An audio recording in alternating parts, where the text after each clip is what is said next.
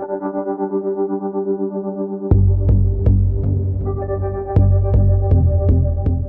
of them had double rows of teeth. Some had horns protruding from their forehead.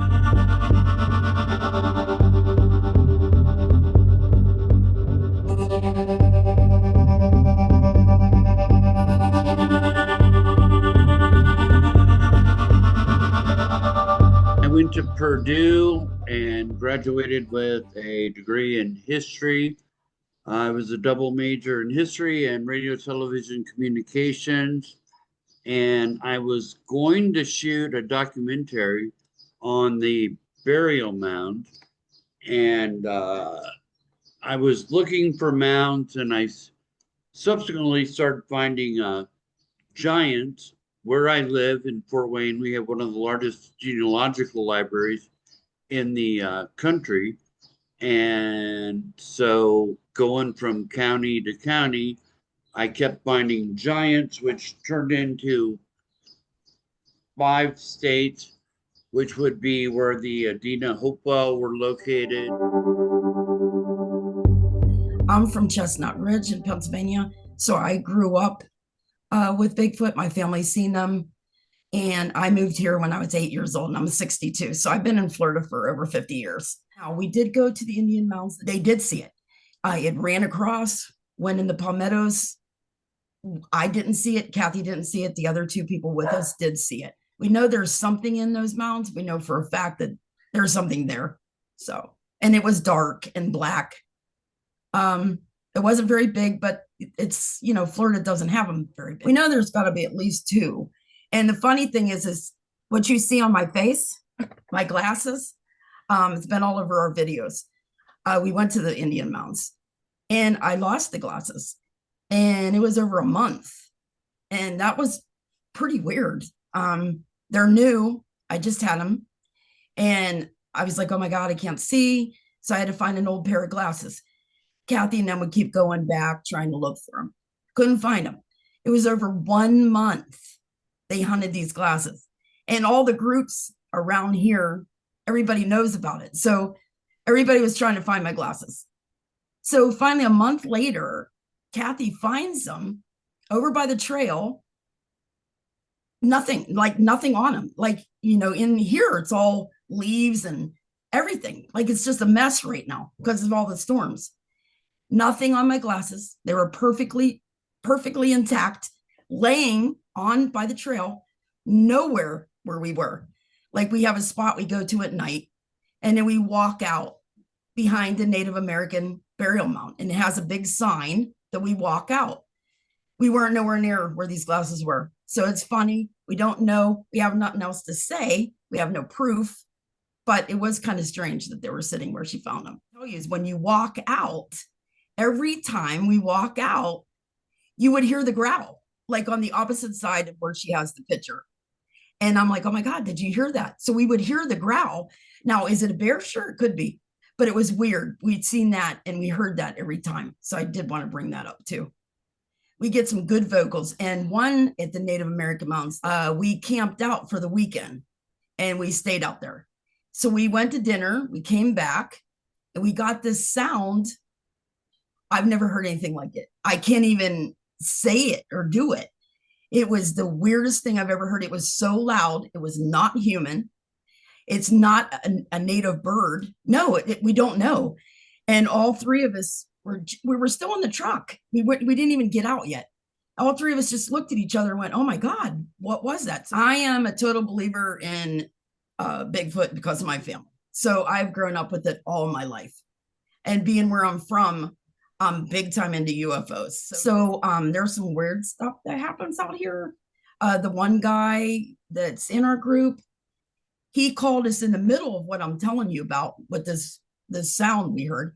He called us with his wife. They went to dinner. He wasn't with us, and he lost track of time. Now, this kind of things happen out here all the time, and it's weird. There's a lot of weird things in Ocala, and it's just weird stuff. We've seen something come out of the sky, this big white ball, and it just went right down into the mound. we all seen it. But so there's a lot of strange stuff, but I am a believer of UFOs completely.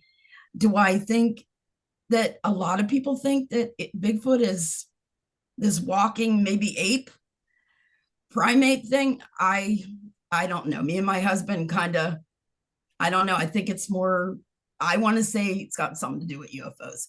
Personally, that's how I feel. So did you say this orb came out of the mound or went back into the mound?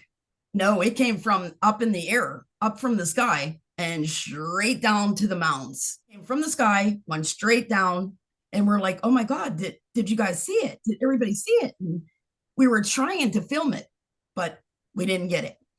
But yeah, it came from the sky and straight down, and I have no idea what it was. Do you know any history on the mounds?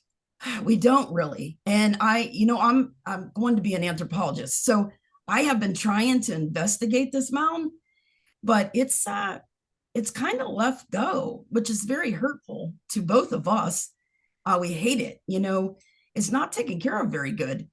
So I can't find anything. The only thing I find is this guy, that trailblazer guy, and I know he has all kind of videos, and he seemed to find more than I can about Tamaki Indians, and then it shows on the sign that we're telling you we walk behind. They have a sign, and they show, what replica of things that was there.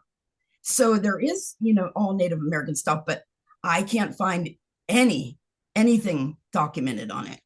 Over where I live, I'm over by the Green Swamp. And we also have the mounds there.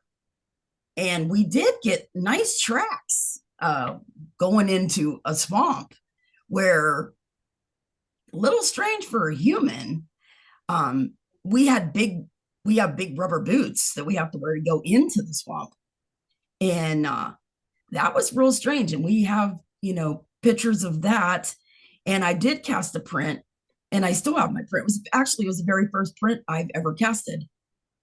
So we did get a nice print out of there too. So that Green Swamp's pretty good too. But all these Native American spots is where you seem to find good stuff. The Facebook group page of Bigfoot World Cryptids and the Paranormal Researchers of Central Florida back in, I think, 2020. How did you get interested in Bigfoot to start with? Well, I was a paranormal investigator, but that was years ago. That didn't really lead me into Bigfoot. I've always heard, Bigfoot sightings, and I never really got into it too much until I decided, maybe I should go check this out. And because I do live in the forest, and I'm gonna be honest with you, I've never heard nor seen anything around my house, around my Pacific house in the forest. Although one time we did smell something so horrible, terrible, but this was years ago. We had no clue what it was. We just really thought it was somebody was found in the forest, not alive. But we never found out what it was, and we never gave it a second thought until I started researching. And I'm thinking, you know what? Maybe that smell would have been a passing one. So I went to the Lakeland, my first and only conference that I ever went to. The other one was like a meeting where I met Jimmy Barr, but this was a conference that I went to. I met Cliff Brockman, and I had brought my handprint with me because I just wanted to, find out more about it and what he thought. And actually, he took it with him, and he made to make copies of it. He wanted to keep one for himself and a couple others, and then he made me a couple copies and sent back the original to me. Have you ever physically seen a Bigfoot? No, physically, I have never seen one with my own eyes. I have. Okay, so what you have witnessed are sounds. I have witnessed sounds. I have witnessed, yes, vocals, bipedal movement when we're in the woods, because we go at night and we sit at night a lot. And also I have this picture behind me that is where I got in Bigfoot World. So I do see things in pictures and sometimes video, but as physically with my eyes, not yet. Okay, so what all do you see in pictures? Because I've looked at your site and I've looked through some of those photos. They're just really impressive. So talk me through those. Well, this one behind me, I was walking through on a path and I saw a structure because I really do love structures. I really love them. I don't know why I'm so attracted to them, but I do. And there was a structure and I took a picture of it and I had no clue of anything. I just took the picture. I went home, put the card in the computer, and I saw it was this, the structure was farther away. That's cropped. That is cropped. But I saw a little black spot and everything else was totally green. So I'm like, that's weird. Maybe it's a stump or something. Let me crop that. And when I cropped it and brought it up, and when I saw that, I was like, oh my goodness. And that's how that picture come across. And I just randomly take pictures, and my group members, they go through them and they find stuff that I don't see with my eyes. But we have smelled them. We have smells. We have smells. We have bipedal movement. We have whistles. We have chatter, and a lot of forest people in the woods. They're just, I believe there are forest creatures, I should say, in the woods, and I really believe that's a Bigfoot, a skunk ape, or however you want to call it, because that picture is pretty clear. How many people go out with you when you go out on these journeys? Okay, so we have a group of people that go. So we have myself, we have Pam, we have Amanda, we have Rebecca, we have James, and we have Dawn. So we have 6 core people that I take out, that we go out. Some of them, we can't go together all the time, so we coordinate with who can go on what day, and whoever can go, we go. In saying that, Generally, when you go out, do you spend the night generally, or is it just a day trip? Or well, we do it different ways. and what are you looking for when you get there? What is a procedure that you go through as to the research you're doing, and what are you looking for? Okay, so the first thing I do is we look around and see if there's any signs, like any structures or any little signs like tree branches that might be crossed or entangled with each other that can't fall naturally. We do look for prints. It's very hard to cast prints in the pine needle. I have done it, but it's very hard.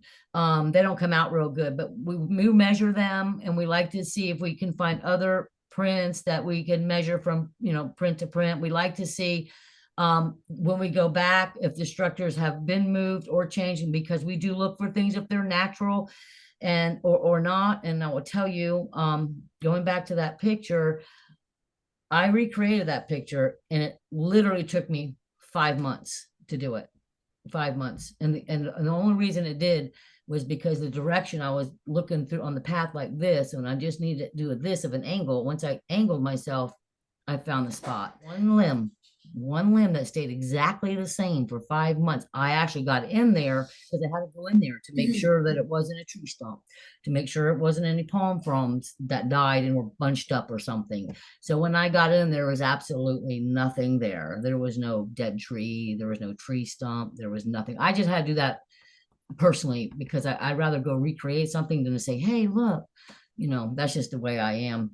I'd spend more time recreating and going through photos and back and forth with videos. It's not only about, being in the woods, it's about the researching that I do on the computer the whole weekend after I go out. So how often do you find some of those clues when you do go? Well, I'm a little spoiled when it comes to that because Bigfoot world is full of structures.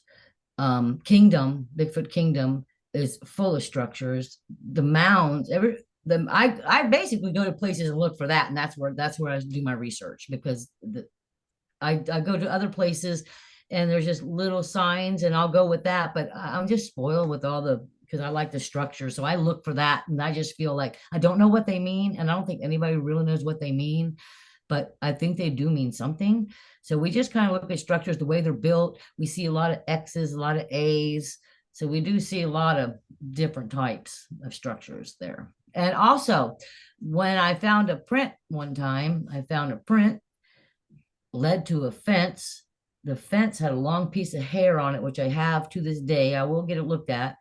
And then I guess they went over the fence, and I got that footprint here too. Okay, and so you have this hair. How long have you had it? Well, I've had the hair now that happened maybe a month ago. Okay. So I collected it with gloves and a tweezer, and I put it in paper because they say don't use plastic. So I put it in a paper bag, and Tim T is going to take it and look at it. I researched with Tim T. What color is it? Well, it's a blackish, and it's really long, and there's only two strands. There's only two strands, and it's longer than a bear because I'm familiar with bear. They're in my backyard. I have bear in my backyard all the time, and the hair is really short on the bear in my backyard. It's just short. They're just short. They're not long hair bears. But this hair was long, so I really do want to have that looked at. The foot castings that you have, about what size are they? Well, we just went out. I just went out yesterday. I didn't cast this one, but it was 13 inches long and 6 inches wide on the one we saw yesterday at the Mounds. And this one here is a small one. I don't have the measurements on me or with me, but they're usually about 12 to 13 to 14 inches. This one I think is smaller. I think it's 8.5.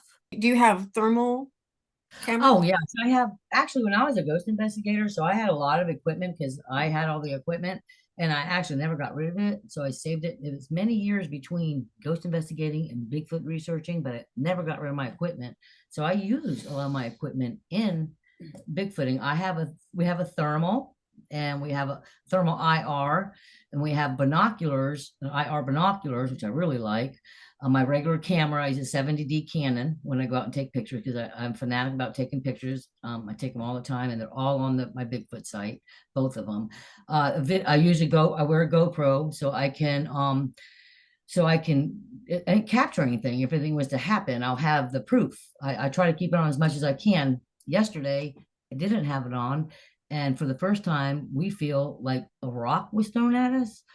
It could have been a knock, but it sounded more like a rock. It was still as could be, and nothing was on. Then I turned it back on, walked down a little bit, and we got a knock. So that came out on the video. So I was happy about that. But yeah, and then when we go out at night, we don't use flashlights. We just keep the red light on because people say that it's better than a white light. So I'm just going with what they say, and I use my red light, my headlamp, and we stay out. We could stay out for hours. We probably stay out to maybe sometimes we leave at 7 and we don't get back in till maybe 1:30 or 2. My research areas are about 20 minutes because the forest is so big, and I mean it's huge. So by the time I drive there and actually get to my first spot, that's about 20 minutes, and that, from one spot to my second spot, that's another easy 10 minutes to get to that spot. So once I'm out there, we can do it, but it does take about 20 to 25 minutes actually to get to my area. Although if I wanted to, I could just walk outside my door. But like I say, I don't see many signs. I see some hoops, and one time I might have saw a print, but that could have been a bear because it was in the pine needles, so you can't really tell. Yeah, about 3 years before we even got our first vocal. What do you think these creatures are? Some of them I do believe that could be the skunk ape, Bigfoot, and then some of them I just feel like they're forest creatures. I don't know how to explain it other than sometimes when I see faces, they look like animals, like dogs, cats, they look like people. You know, I have my own theories, and I know a lot of people have their own theories and what have you, but I feel like this. So as a human, we all have spirit. And when we pass, our spirit's going to go somewhere. So I feel some of this stuff is spiritual. I feel in the woods, we don't know what lived there. We have no clue. Hundreds and thousands and millions of years ago, what lived and died in that forest. And whatever lived and died in that forest is very possible that their spirit could be roaming that forest as well. As I do believe that there are real live flesh ones as well. But as the little forest creatures, I believe in fairies. I believe in all that stuff. When you're out in the forest and you're looking for a Bigfoot and you know that there's evidence of them there, do you ever see orbs or anything like that? Oh yeah, we do. We see orbs. You know what happened? So one time we were in World. So we have the REM pod. We were sitting out there and the REM pod had went off. Like it was zinging. It was going off. And James had took 3 photos. Boom, boom, boom. One photo came out normal, nothing. Second photo, I believe we were having vocals at the same time. All that was happening. Everything was happening all at one time. So we had vocals and the orbs. So he took 3 pictures, and then one picture had nothing in it, just normal. The second picture had orbs, like everywhere, big orbs everywhere. And then the third picture had nothing in it. The meter, like I have a tri-field meter, so you know for EMFs, and that was going off. the REM pod was going off, the vocals were going off, and the orb showed up. That's exactly what happened, and we have it all. So the mounds were very magical, but we were sitting in the mounds and we were there at night, and we had everybody with us basically, and I was facing this way, everybody was facing that way, looking forward. I was facing that way. All of them saw some big white ball of whatever zoom, come through the forest like that. I didn't see it because I was faced the other way. But in the meantime, we had our red lights on a tree. So in the picture, in a couple pictures, I think there maybe 4 were taken at that time, but regardless, there was the picture and you could tell it's a red light on a tree, natural normal glare of a red light. The second one, this is really crazy, and I'm not really big into, I don't study, or they just don't interest me, UFOs, but this was pretty amazing. One of the red lights looks like a UFO, and it actually has a little dome and the little feet, and you can see little heads in the inside. But that's my red light, but it came out looking like a UFO. And then there's 2 pictures of UFOs, and the UFO is in 2 different directions. And at the same time, I had my audio recorder, because I put my audio recorder out when I go out too. And we got an EVP, clear as day. You can hear it. It's on my YouTube. It's where's a spaceship? Where's a spaceship? Where's a spaceship? Like that, like it got real, like scared, like where's the spaceship? And that's when they saw the white ball going down, took the pictures, and all that happened at once. As for the research part of it, we just go through it and look to see if anything's different. A lot of times we go back to our area and things have moved. The structures are either more or they're taken down.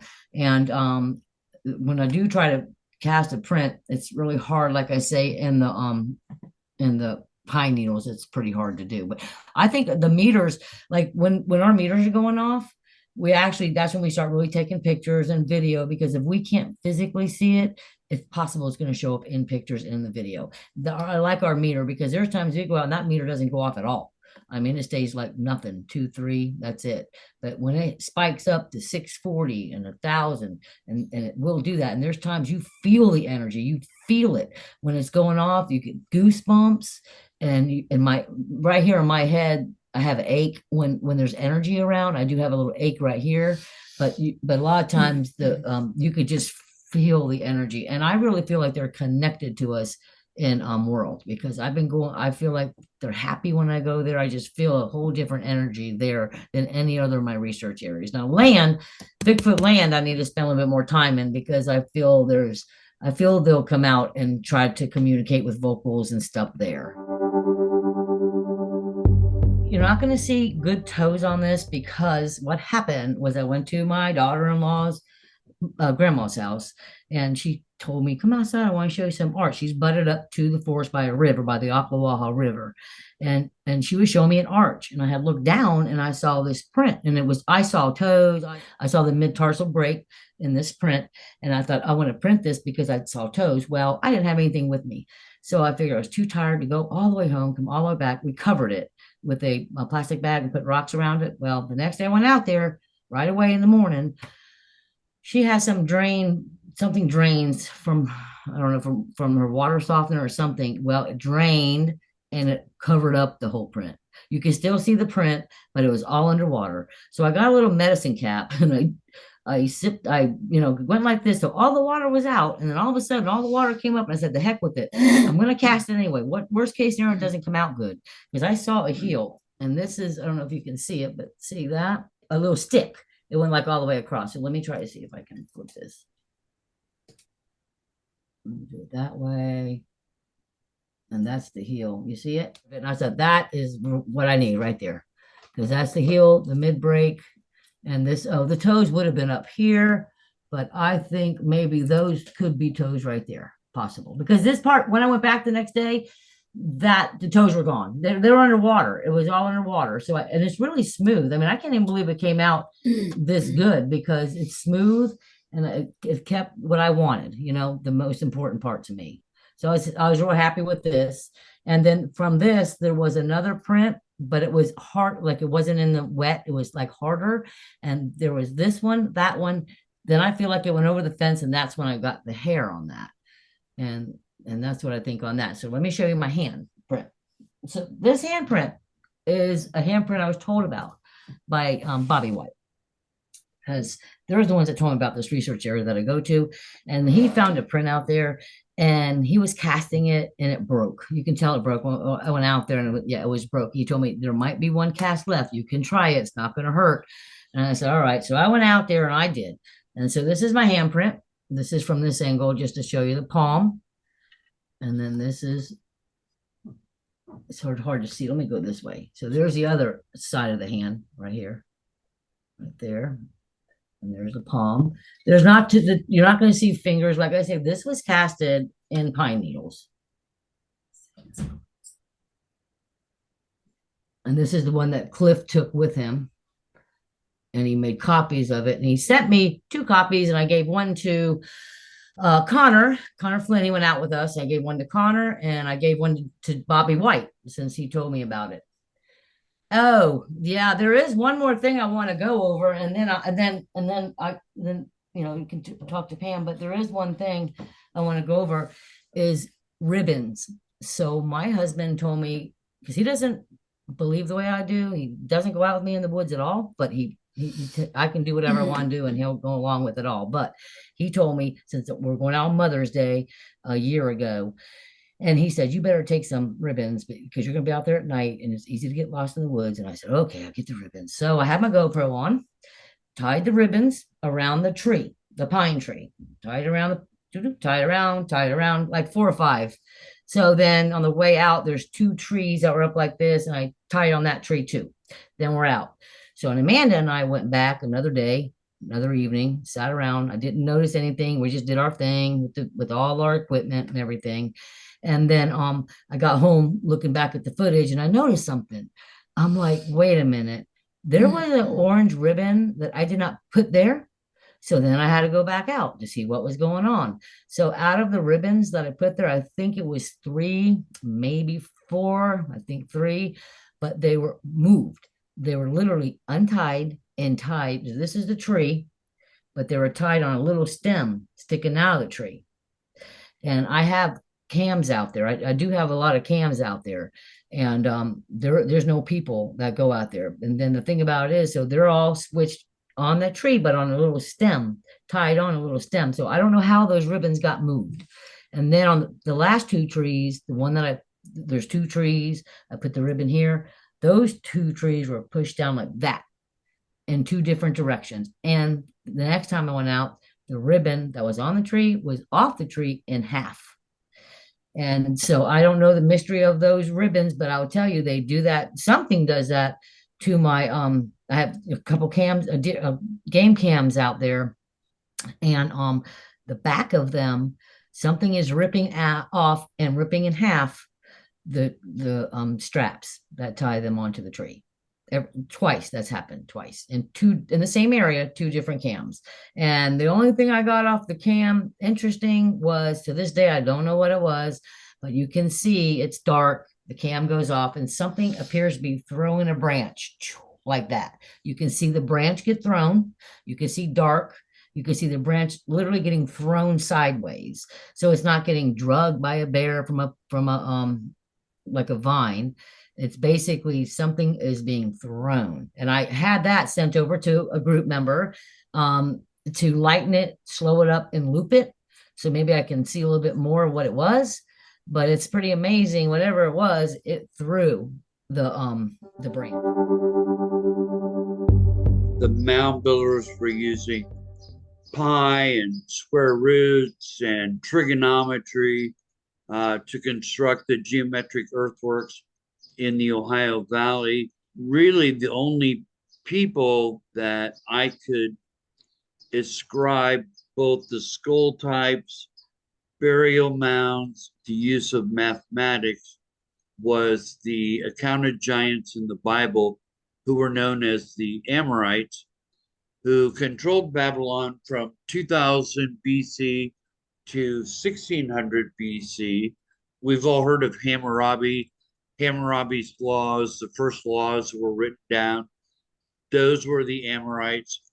And the Amorites also had advanced trigonometry, which some of our mathematicians are saying is more advanced than what we have today. So, looking at the mathematics in Ohio and over there, and the fact that they were giants, and they were using burial mounds, and they were building earthworks, which they were doing England because they were going there for the 10. They originally came here for the copper mines in Isle Royal, where we have 500,000 tons of copper that are missing.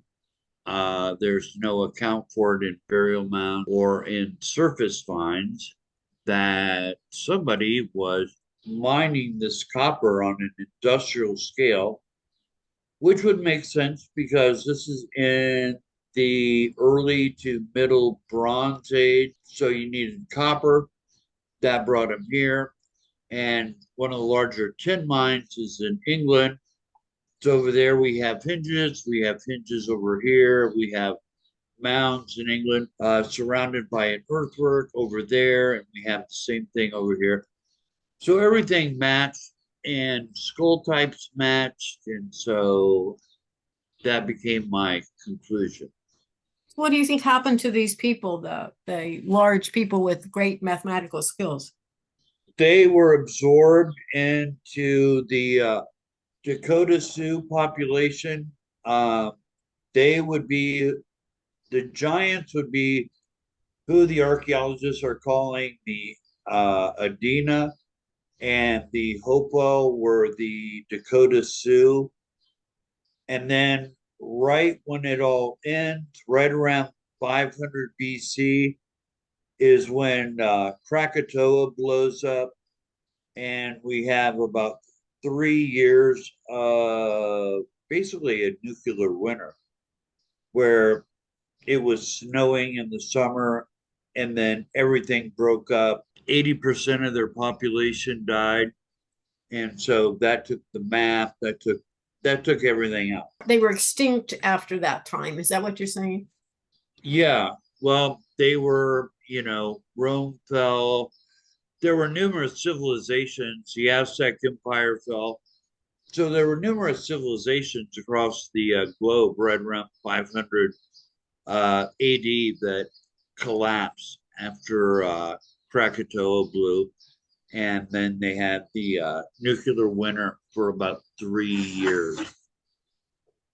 So that's my best summation of what happened to them. You've heard of Bigfoot, Sasquatch, all of this. Does the size is the only comparison we have, or is there more to it than that?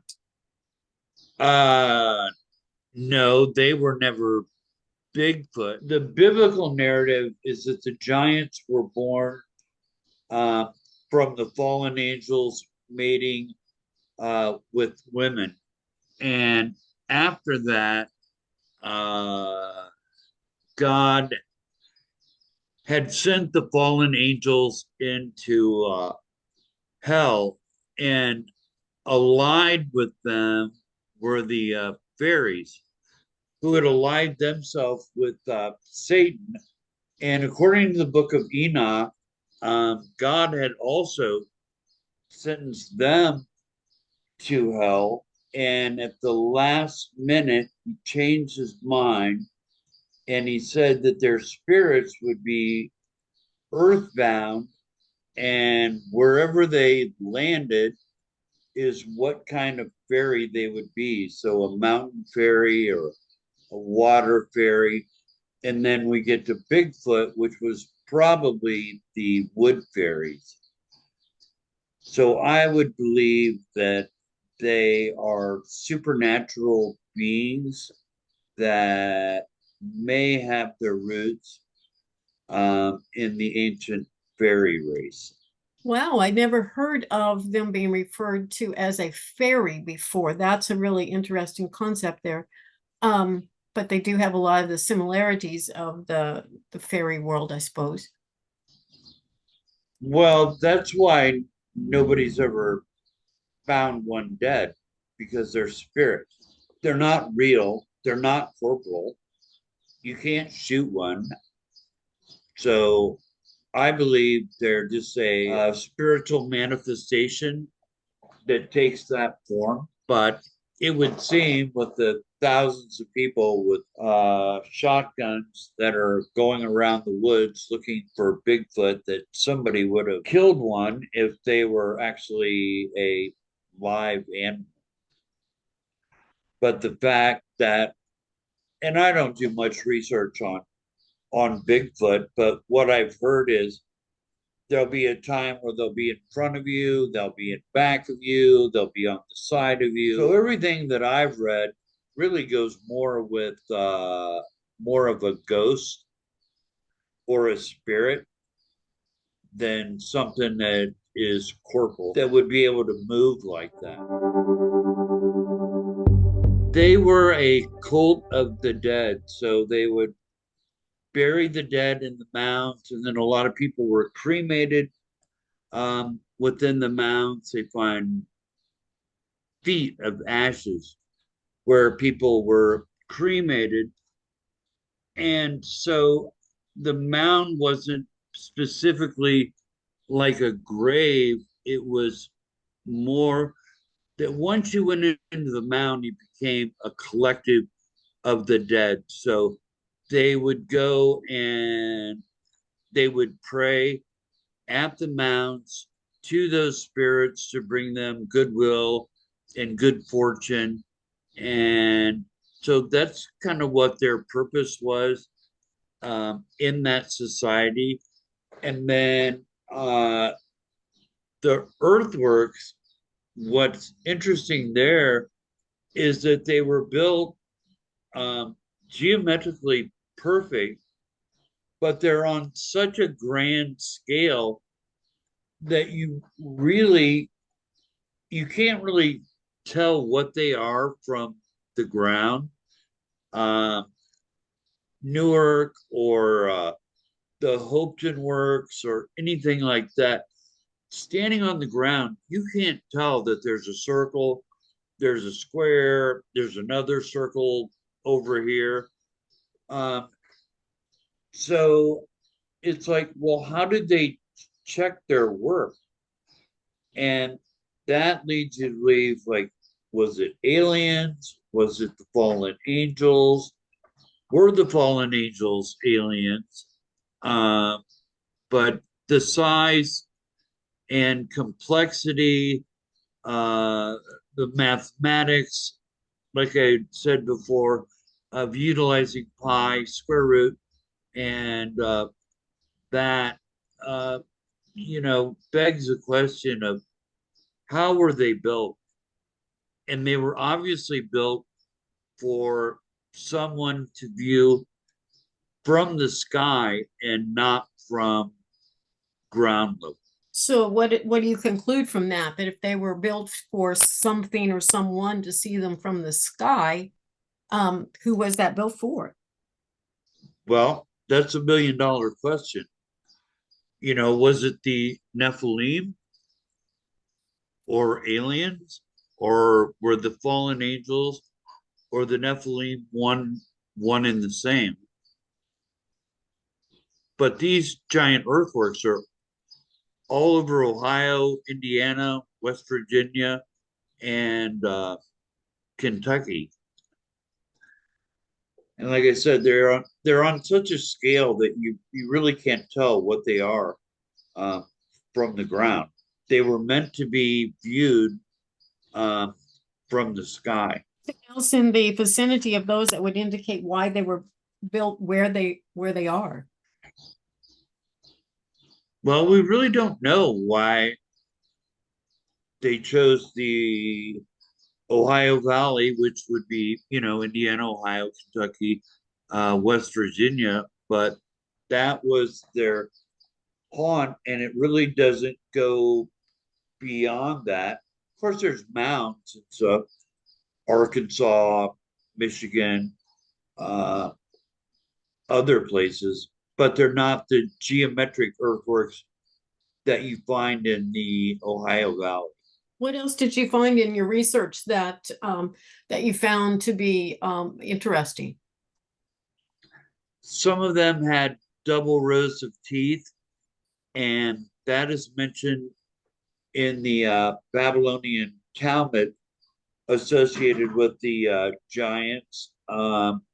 Some had horns protruding from their forehead. Their skulls are unlike modern skulls in that they had a protruding brow ridge and then generally a sloping skull that would be more akin to what you would find in Neanderthal than a modern skull.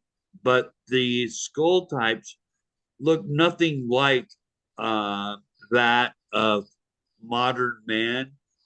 And Josephus, who was a historian, I believe he was a Greek historian, but he was in the biblical lands and wrote that the skulls of the giants that he had found had no similarity to modern people today.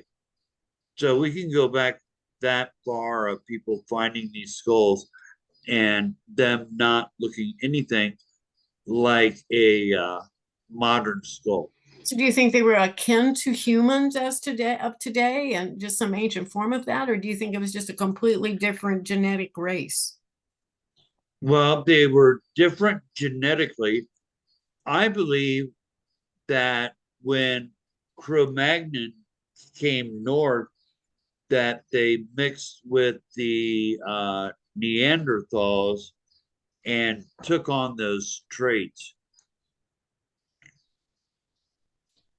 So they had the protruding brow, sloped forehead, massive jaw. The double row teeth could have been something like a genetic mutation of that meeting or that mating with Neanderthals. And archaeologists today, even in modern books, promote the replacement theory, saying that the Cro-Magnon replaced Cro-Magnon, which we know is absolutely untrue, because if you are from Northern European descent, you might have as much as 5% Neanderthal DNA. Red hair actually is originated from Neanderthal, the ginger gene.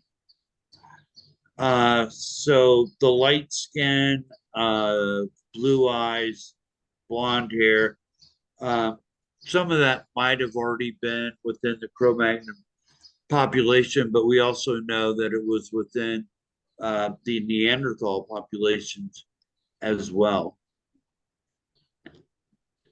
So that would be my theory.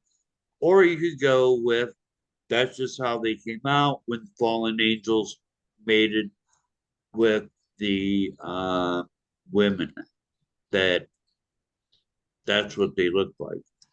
I think scientifically, them mixing with the Neanderthals probably makes more sense. Is there any indication of what their culture was like from what you've discovered? Beyond they were great mathematicians and very large beings.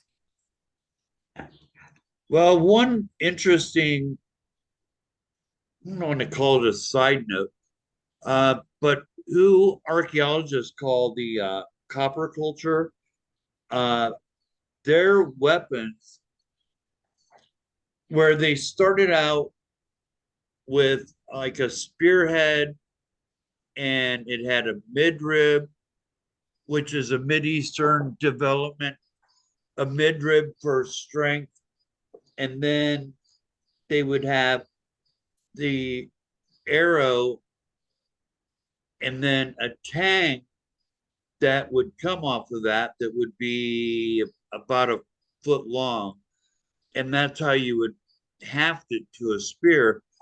But one of the great innovations about that time was the socket. And the socket we see, on your broom, on your shovel, on your garden hoe. And when they developed that, that was a great advantage on the battlefield because your spear wouldn't break. And then within the copper culture, we find that they move from tangs. Of course, they were made out of copper, not bronze, even though a few bronze ones have been found. That they too went from the tang to the socket. And I don't believe that was serendipitous. And then you asked your question of, well, if they were that advanced technologically, why would they revert to going back to the Stone Age?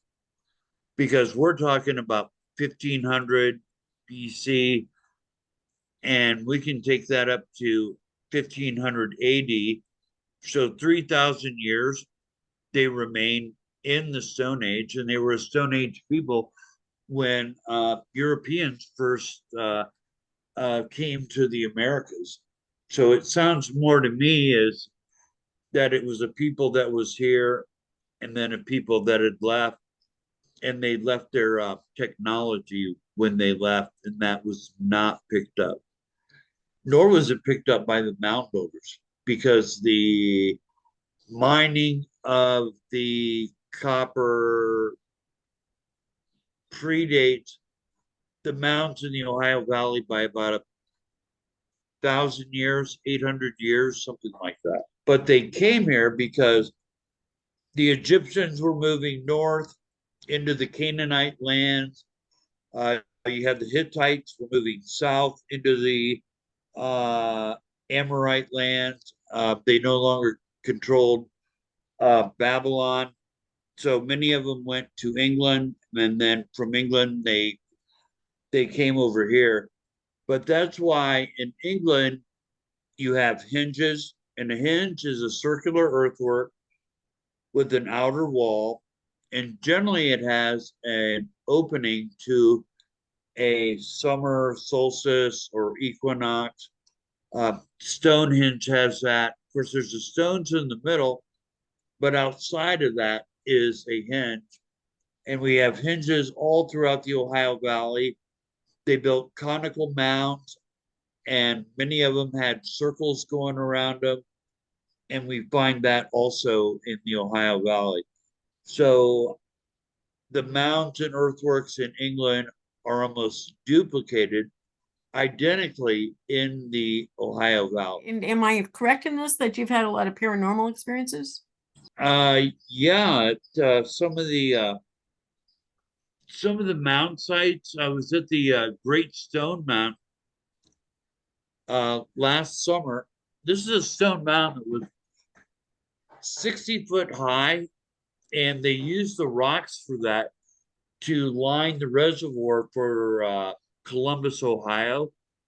And they took away 50,000 wagon loads of rocks in dismantling this thing. And there was a large skeleton in the bottom of it. And when I was there, I'm not sure what paranormal gadget it is, but it's the one that kind of shows the stick figures. And I had one of those with me for about 10 minutes, jumping around, kept poking at me and doing all this other stuff. And when I was done, I was just absolutely drained because I think it was feeding off of my energy. And then I've interviewed several people that have seen different cryptids near the mound sites. And so, yeah, there is a lot of paranormal activity around the mounds. And according to the Bible, these giant spirits were confined to earth. So they're not in Valhalla or a heaven or anything else. So when you go to a mound site, those spirits are still there. And just the few uh, times I've gone with a paranormal group to one of these sites, it's just off the charts. And it's surprising to see the paranormal teams of what they find, because generally they don't find anything close to what they found at the mound sites that we did visit. So yeah, that's there. Now, is it good? Is it evil? I really don't know. So is that the extent of the paranormal activity that's happened to you when you've been out there? Well, yeah, probably about 3 different events. But when you go to a site, if you're as sensitive at all, you'll pick up on it, and you'll know that there's there's spirits there, and it's evident. We used to call it the vibe, but there was just a really strange energy when you would go to the sites. Now, not so much the earthworks, but the burial. And you think that the those that were buried there in the mountains were actually these beings that were the fallen angels? Well, they are the prodigy of the fallen angels. So the fallen angels mated with the women, and then the offspring of them were the giants, according to the Bible.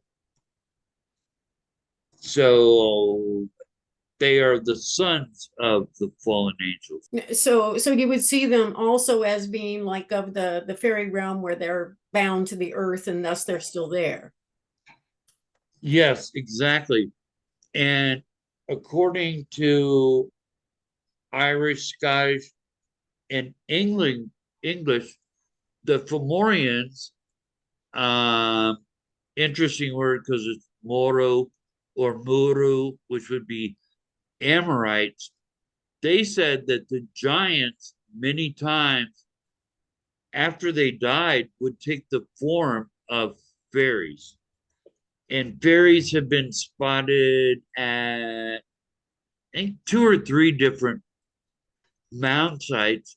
And one of the witnesses was actually a park ranger at the hinge site at Mount State Park in Anderson, Indiana. So, pretty credible witness to have seen that. So, the giants are sometimes taking the form of fairies. So, we have fairies and then giants becoming fairies, but they're around these mountains, these supernatural beings. So the Native Americans, when they talk about Bigfoot being the protector of the woods and such, do they also see them as being of the spirit realm more than a physical flesh and blood creature? I think so. They talk a lot about fairies. A lot of Native American tribes talk a lot about the fairies, but I do think they're in the context of the supernatural and not being corporal beings, where you could find a dead fairy in the woods. So I think they too believe them to be part of the supernatural realm. What else do you have to tell me that you would like to talk about, or you feel like your knowledge base could give us some insight? Well, we talked about math, which is very interesting. And I believe that proves that even though the Dakota Sioux were there, it was the Amorites that brought the mathematics over here. And what's interesting is the Mandan, who are Dakota Sioux, when George Catlin first saw them, uh, he was the first European to meet with the Mandan, is that he said a third of them looked European in that some had blonde hair, some had brown hair, they had European facial features, and some had blue eyes, green eyes, physical traits that you would attribute more to a European than Native American. So that could be proof that they were mating with Indo-Europeans, what Catlin's 1830. So we're talking 2,000 years, 1,700 years, uh, maybe as late as 1,300 years. But the thing is about blonde hair and green eyes and blue eyes is that you can only have that as if your mother and your father carry that gene. So at one time they were mating with European type peoples to have those physical traits. So I think that's just one more piece of evidence that there were not Europeans, we'll call them Indo-Europeans, because it was the Indo-Europeans that were the Amorites in the biblical lands.